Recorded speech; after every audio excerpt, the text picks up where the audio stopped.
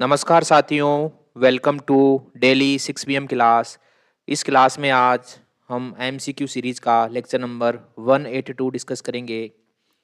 Question number first है, गंडरादित्य कौन थे? गंडरादित्य कौन थे? तो ये एक चोल शासक थे और ये प्रांतक प्रथम के उत्तराधिकारी थे। ओके। गंडरादित्य के शासनकाल में राष्ट्रकूटों ने टोंडे मंडलम प्रदेश पर अधिकार कर लिया था। गंडरादित्य के शासनकाल में राष्ट्रकूटों ने टोंडे मंडलम प्रदेश पर अधिकार कर लिया था और इस प्रदेश को गंडरादित्य वापिस नहीं ले पाए थे। गंडरादित्य साहित्य प्रेमी थे और ऐसा माना जाता है कि जो चिदम्बरम मंदिर है उसमें विद्यमान एक स्तुति की रचना गंडरादित्य के द्वारा की गई थी। गंडरादित्य ने लगभग 957 एडी तक शासन किया था। तो ये कौन थे? एक चोल शासक थे गंडरादित्य। क्वेश्चन नंबर 2 है, एलोरा के कैलाश मंदिर का निर्माण निम्नलिखित में से किस शासक के द्वारा किया गया था? तो ये राष्ट्रकूट शासक कृष्ण प्रथम के द्वारा एलोरा के कैलाशनाथ मंदिर का निर्माण करवाया गया था। कृष्ण प्रथम ने एलोरा में प्रसिद्ध गुफा संख्या 16 में कैलाशनाथ मंदिर का निर्माण करवाया था। कृष्ण प्रथम ने एलोरा में प्रसिद्ध गुफा संख्या 16 में कैलाशनाथ मंदिर का निर्माण करवाया था। यह एक गुफा मंदिर है और इसके वास्तुकार का नाम है कोंकण। यह एक गुफा मंदिर है और इसके वास्तुकार का नाम कोंकण है। संपूर्ण मंदिर एक पथरीली पहाड़ी को काटकर बनाया गया था। जो इंद्र तृतीय है, इनका शासनकाल 915 से स्टार्ट होता है। ये 915 में किंग बने थे और अमोघ वर्ष द्वितीय, तो ये 814 से 878 तक राजा रहे थे राष्ट्रकूट वंश के। क्वेश्चन नंबर 3 है, चोल काल में उच्च अधिकारियों को क्या कहते थे? तो चोल काल में उच्च अधिकारियों को पेनुंदरम या पेरुंदरम कहते थे और ये केंद्रीय प्रशासन में प्रधान अधिकारी होते थे। जो शेरुंदरम है या शेरुतरम है, ये निम्न श्रेणी के पदाधिकारी होते थे। ये निम्न श्रेणी के पदाधिकारी होते थे। ठीक है। उडनकुटम, तो उडनकुटम उच्च अधिकारी होते थे जो राजा के निजी सहायक होते थे। उडनकुटम उच्च अधिकारी होते थे जो राजा के निजी सहायक होते थे तथा ये राज्य आदेश के लिए सदा प्रस्तुत रहते थे। और एक होते थे बड्डेकार या वेलेकार, तो ये राजा के व्यक्तिगत अंगरक्षक होते थे यानी कि बॉडीगार्ड होते थे, बड्डेकार या वेलेकार। तो इसमें पेरुंदरम आएगा। ठीक है, उच्च अधिकारी। क्वेश्चन नंबर 4 है, सूची फर्स्ट को सूची सेकंड से सुमेलित कीजिए और नीचे दिए गए सांकेतांक का प्रयोग कर सही उत्तर का चयन कीजिए। एक तरफ है शासक और एक तरफ है उनकी राजधानी। ठीक है। अशोक की राजधानी थी पाटलिपुत्र, हर्ष की राजधानी थी कन्नौज, पुलकेशिन द्वितीय की राजधानी थी बातापी या बादामी और राजा राज चोल की राजधानी थी तंजावुर। ठीक है। तो इसमें एम ए आएगा 2, एम ए 2 केवल 4 में, चौथे में है, तो चौथा ऑप्शन हमारा सही हो गया। क्वेश्चन नंबर 5 है, तंजौर के बृहदेश्वर मंदिर का निर्माण किसके शासनकाल में हुआ था? तो तंजौर के बृहदेश्वर मंदिर या फिर इसको राज राजेश्वर मंदिर भी कहा जाता है, उसका निर्माण राज प्रथम के शासनकाल में हुआ था। राज राजा प्रथम के शासनकाल में हुआ था।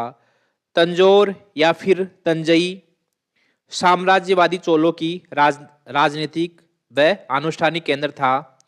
जो ये बृहदेश्वर मंदिर है ये शिव को समर्पित था और इसका निर्माण 1003 से 1011 के मध्य हुआ था। ठीक है, 1003 से 1011 के मध्य बृहदेश्वर मंदिर का निर्माण हुआ था। क्वेश्चन नंबर 6 है, निम्न में से कौन सी चोल समिति में निर्वाचित होने की योग्यता थी? ठीक है, तो जो प्रांतक प्रथम का उत्तर मेरूर लेख है, उससे उस लेख से हमको वारियम के सदस्य, वारियम का मतलब है कार्य समिति के सदस्यों के निर्वाचन संबंधी योग्यता के बारे में पता चलता है। और जो ये लेख है उत्तर मेरूर लेख, ये 919 ईस्वी का है, 919 ईस्वी का लेख है। इसमें सदस्यों के लिए क्या क्या योग्यताएं हैं, तो योग्यताओं के बारे में देख लेते हैं कि निर्वाचित व्यक्ति की उम्र 35 से 70 के मध्य होनी चाहिए। उसके साथ उसके पास कर देने योग्य 1/4 वेली या नीलम का स्वामी होवे। उसके पास कर देने योग्य 1/4 वेली या नीलम होनी चाहिए, यानी कि 1/4 वेली या नीलम का स्वामी होना चाहिए। और एक वेली बराबर होती थी 1.5 एकड़ के। ठीक है, ये दूसरी शर्त थी। तीसरी है, उसका अपनी जमीन पर, खुद की जमीन पर अपना घर होना चाहिए। ठीक है, अगली शर्त है, जो सदस्य है, जो निर्वाचित होने वाला है, वह व्यक्ति एक वेद तथा उसके भाष्य का ज्ञाता होना चाहिए। और जो सदस्य व्यक्ति है वह पिछले 3 वर्षों से किसी भी संबंधित वरीयम के लिए चयनित ना हुआ हो। और अगली शर्त थी, जो व्यक्ति चुने जाने वाला है, उसका कोई निकट संबंधी किसी अन्य उप समिति का सदस्य नहीं होना चाहिए। तो ये इसकी शर्तें थी। तो इसमें देख लेते हैं, 35 से 70 वर्ष की आयु सही है, वेदों व अन्य ब्राह्मण ग्रंथों का ज्ञान होना चाहिए सही है, और निज घर में आवास होना चाहिए सही है। तो इसमें 4th ऑप्शन हमारा आंसर हो गया। क्वेश्चन नंबर 7 है, किस चोल शासक के हेमगर्भ व तुलाभार नामक यज्ञों का संपादन किया था? किस चोल शासक ने, ठीक है, हेमगर्भ व तुलाभार नामक यज्ञों का संपादन किया था? तो ये संपादन किया था प्रांतक प्रथम ने हेमगर्भ व तुलाभार नामक यज्ञों का संपादन किया था। प्रांतक प्रथम ने 919 व 921 219 व 921 के उत्तर मेरूर अभिलेख से चोलों से स्थानीय प्रशासन का उल्लेख मिलता है। चोलों के स्थानीय प्रशासन का उल्लेख मिलता है। प्रांतक प्रथम के 919 व 921 ईस्वी के उत्तर मेरूर अभिलेख से चोलों के स्थानीय प्रशासन का उल्लेख मिलता है। प्रांतक प्रथम ने कृषि की उन्नति तथा उसके विस्तार के लिए संपूर्ण राज्य में अनेक नहरों का निर्माण करवाया था। ठीक है, तो चलते हैं अगले क्वेश्चन की तरफ। क्वेश्चन नंबर 8 है, दंडिन रचित अवंती सुंदरी कथा में मुख्य रूप से किस शासक के शासनकाल की जानकारी मिलती है?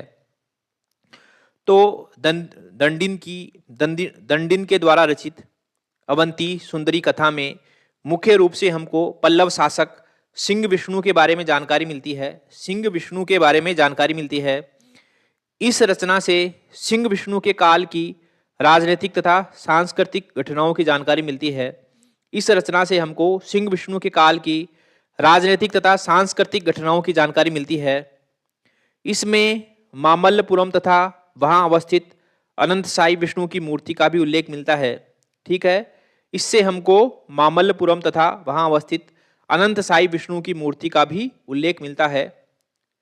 ठीक है, इस रचना से सिंह विष्णु के पुत्र सिंहवर्मन के पुत्र सिंह विष्णु से महान पल्लव राजाओं की श्रृंखला आरंभ होती है।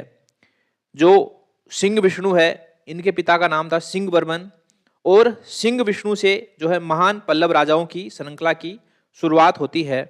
ठीक है, कसाकुड़ी दानपत्र के अनुसार सिंह विष्णु ने कलभर्वों को परास्त किया था, और जो कलभर्वों के द्वारा जो फैलाई गई राजनीतिक अशांति है उसको भी समाप्त किया था। इसके साथ ही सिंह विष्णु ने चोल, पांडे और चेरों को भी परास्त किया था, और सिंह विष्णु ने चोलों को परास्त कर उसने चोल मंडलम पर भी अधिकार कर लिया था। उसकी विजयों से सिंह विष्णु की विजयों के बदौलत पल्लव राज्य कावेरी नदी तक विस्तृत हो गया था। ठीक है, चलते हैं अगले क्वेश्चन की तरफ। क्वेश्चन नंबर 9 है, चीनी स्रोतों के अनुसार निम्नलिखित में से किस चोल शासक ने व्यापार को बढ़ावा देने के लिए चीन में एक दूत मंडल भेजा था? तो ये दूत मंडल भेजा था कुलोतुंग प्रथम ने। कुलोतुंग प्रथम ने चीन में एक व्यापारिक दूत मंडल भेजा था।